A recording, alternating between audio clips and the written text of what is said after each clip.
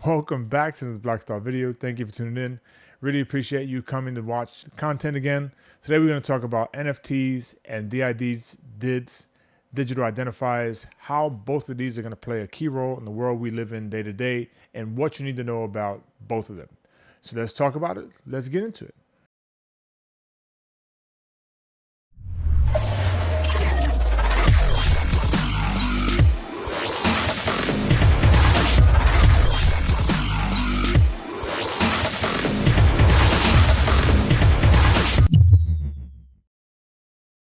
All right, before we get started, if you can, please hit that like button. It gets the video out to more people.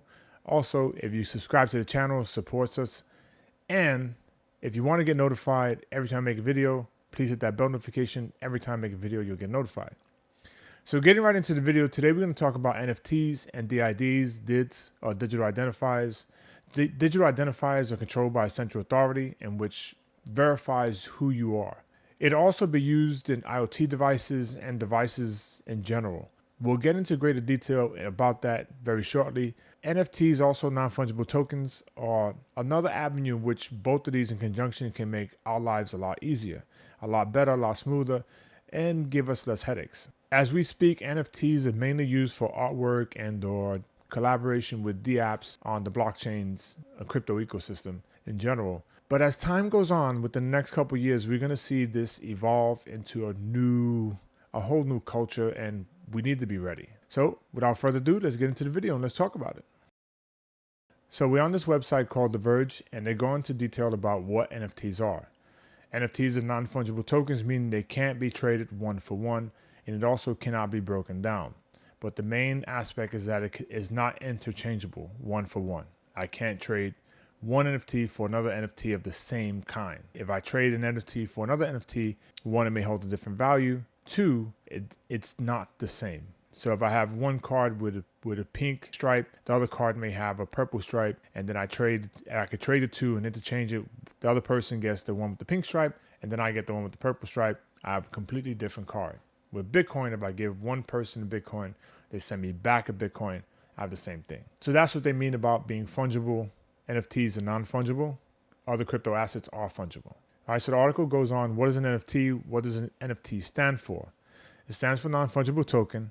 That doesn't make it any clearer. Right, sorry, non-fungible more or less means that it's unique and cannot be replaced with something else. For example, Bitcoin is fungible. Trade one for another Bitcoin and you'll have exactly the same thing, just like I mentioned. So the article goes on, how do NFTs work? At a very high level, most NFTs are part of the Ethereum blockchain, though other blockchains have implemented their own version of NFTs. Ethereum is a cryptocurrency like Bitcoin or Dogecoin, but as a blockchain also keeps track of who's holding and trading NFTs. Because Ethereum is the mother of smart contracts, the first blockchain to implement smart contract capabilities, unlike Dogecoin and Bitcoin, which that is not possible.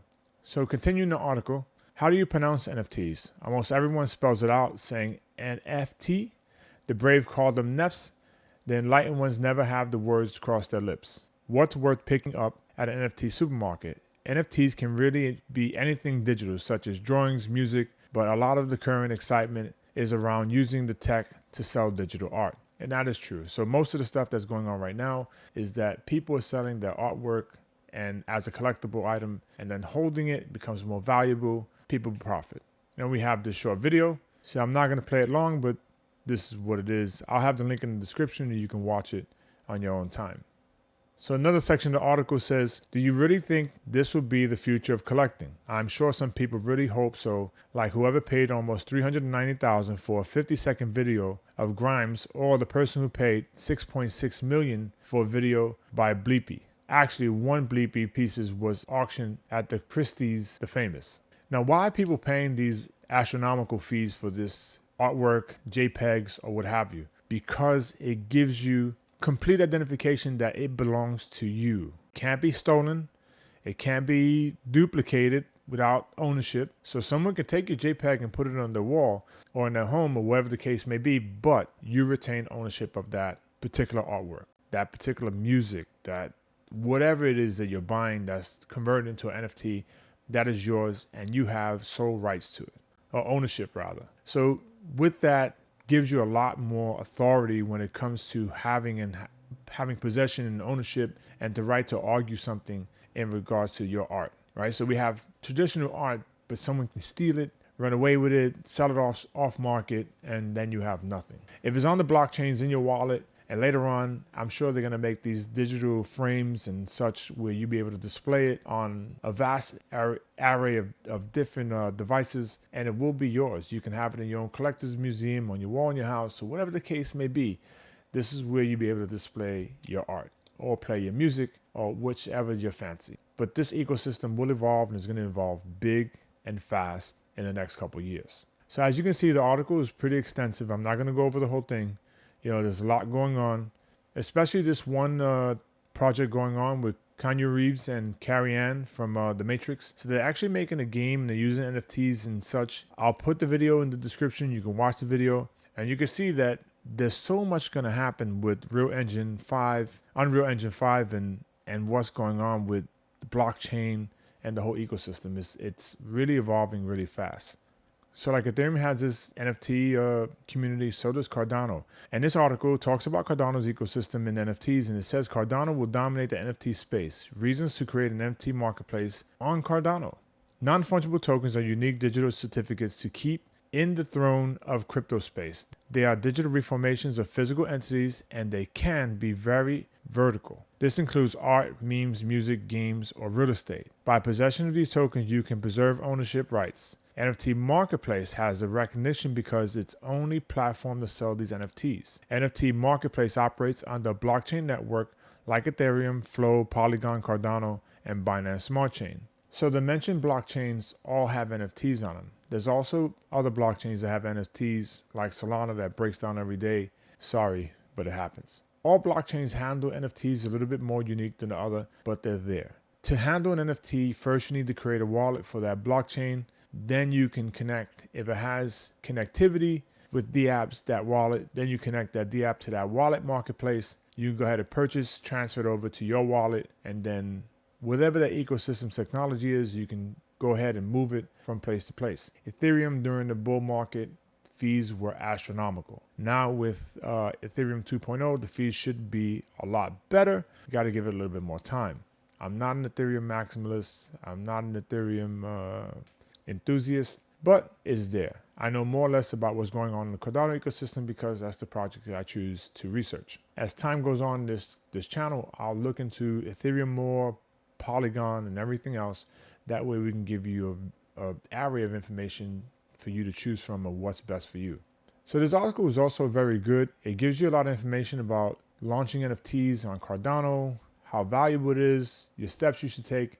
And I'm going to put this in the description as well, so that way you can take a look at it and make your choice. If you want to launch an NFT project, put your artwork, if you're an artist, you can do that, and very simply so. And it tells you the steps and how to go about it, right? Build the community, get the trust, and go out there. There's also a slew of different companies that would help you get your NFTs on the right track.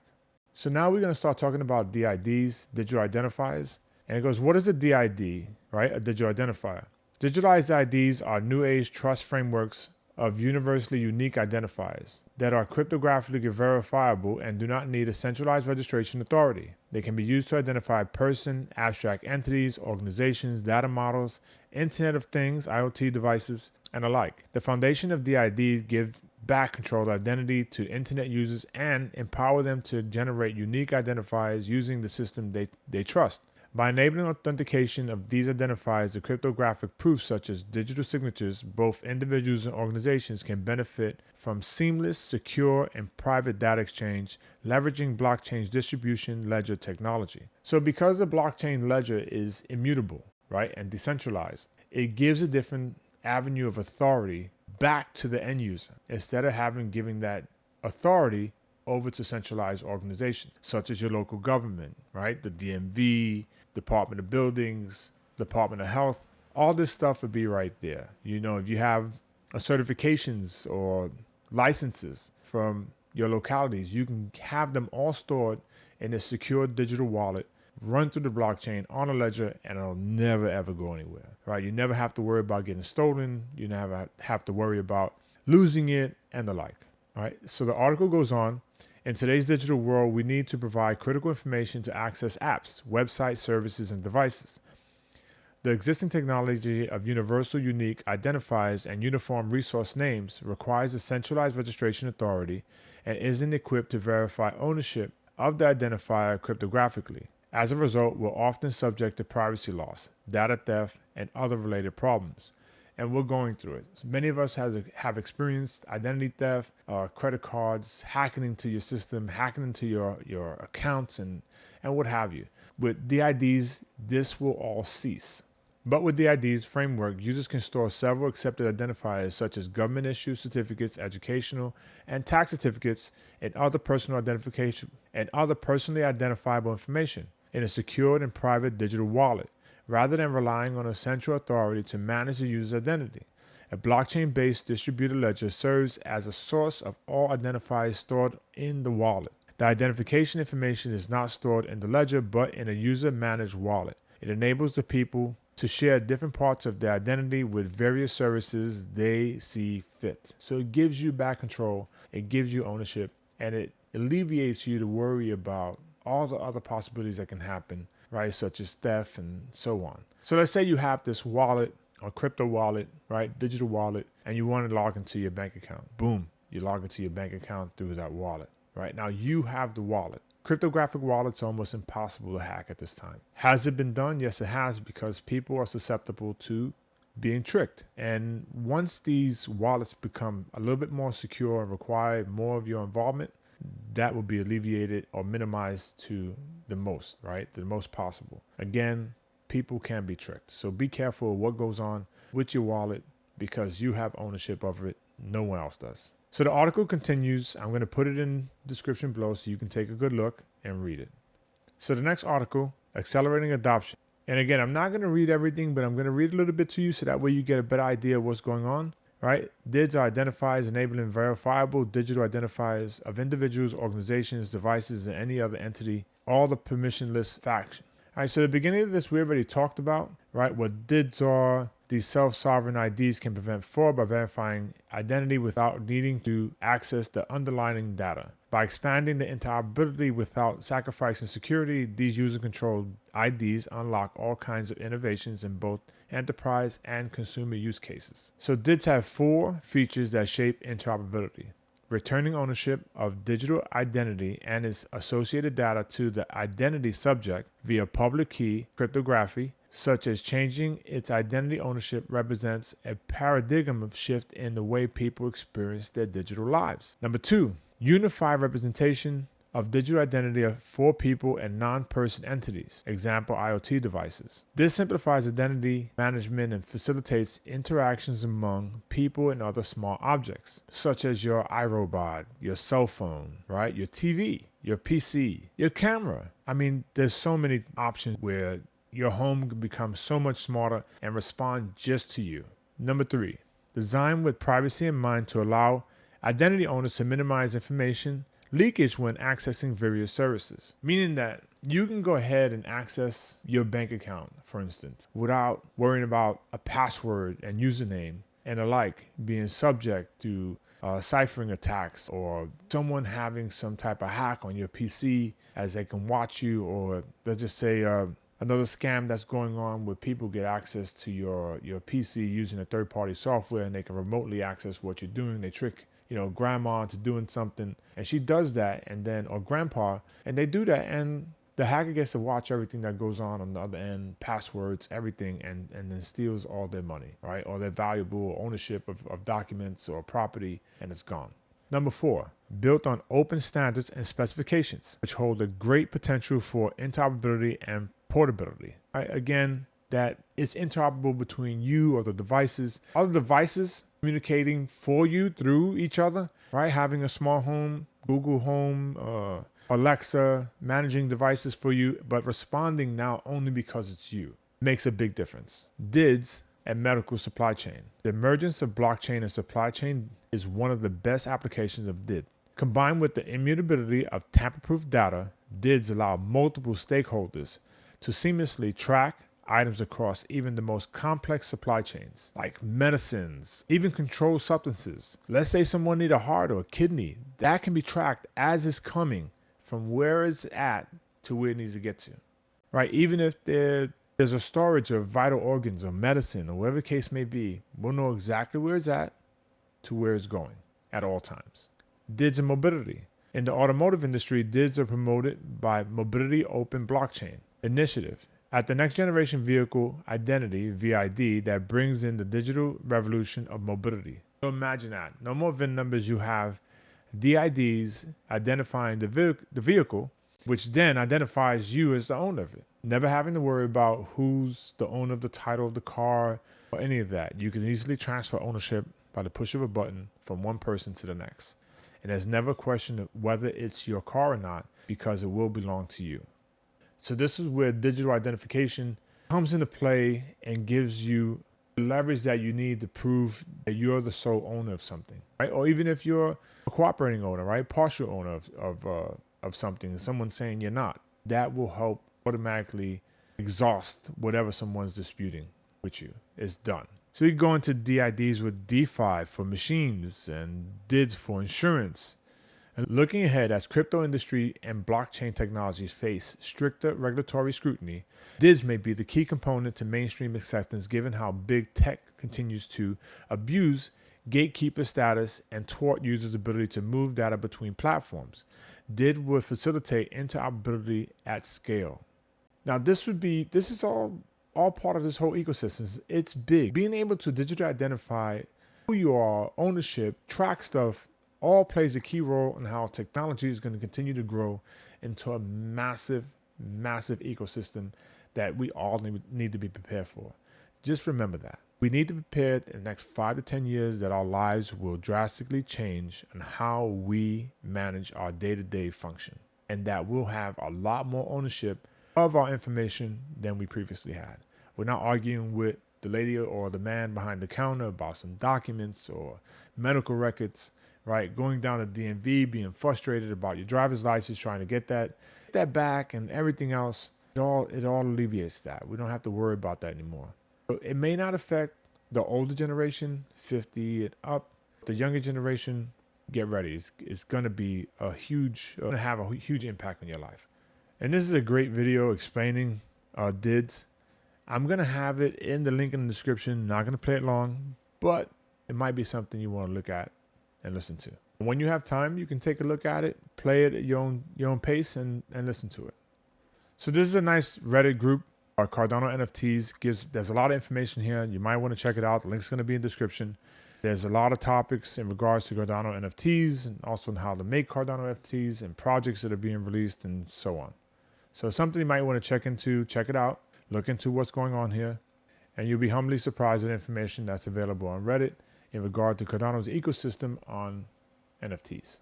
And we can also look at pool.pm and see all the NFTs that are moving around on blockchain right now as we speak. All right, so these are all the transactions that are happening or happened on the Cardano ecosystem right now, moving from one wallet to the next, and this is all traceable. Then at the top, you can filter out by name and or policy, right? So I put in Clay, and like Clay Nations came up, all the NFTs that have moved. And it gives you a little information when it was minted. It was minted last year, October. Last owner, who it was, Clay Nation X, Good Charlotte, and the number. And it gives some information about the NFT as well. So again, this is on pool.pm. It's a very good website to get a lot of information on, either also for whatever pools and or wallet information that you want to look at. It also shows transactions as they're going from one pool to the next, or from wallet to wallet as well. But mainly was made for tracking transactions during the blocks between pools, and or when wallets that are staking or moving from one pool to the next also. All right, so that's about it for the video. We're going to end it right here. So NFTs, non-fungible tokens, are mainly used for, right now, art and collectibles, also some staking protocols and or benefits with NFTs with certain dApps. The use case for NFTs is going to grow tremendously. Government agencies also to securely identify who you are, claim ownership, verify ownership, prove ownership, and alleviate disputes. It is also going to remove the hassle of trying to replace certain items that you just dread replacing. Social security cards, driver's license, documents, registration, insurance, all that stuff is part of it. Accessing your bank account without putting your username and password in. All this stuff makes life a lot easier and a lot more simple. Also, you'll have ownership and responsibility for everything. That is the main component. So as time goes on, remember that you're responsible for your information. The world is going to change very soon. Be ready. So if you like the content, it's the end of the video. Please hit that like button. If you want to get notified every time I make a video, please hit that bell notification. Support your boy and subscribe to the channel. Get us out there. Let's get this channel going. Black Star, we are the light in the darkness. Peace.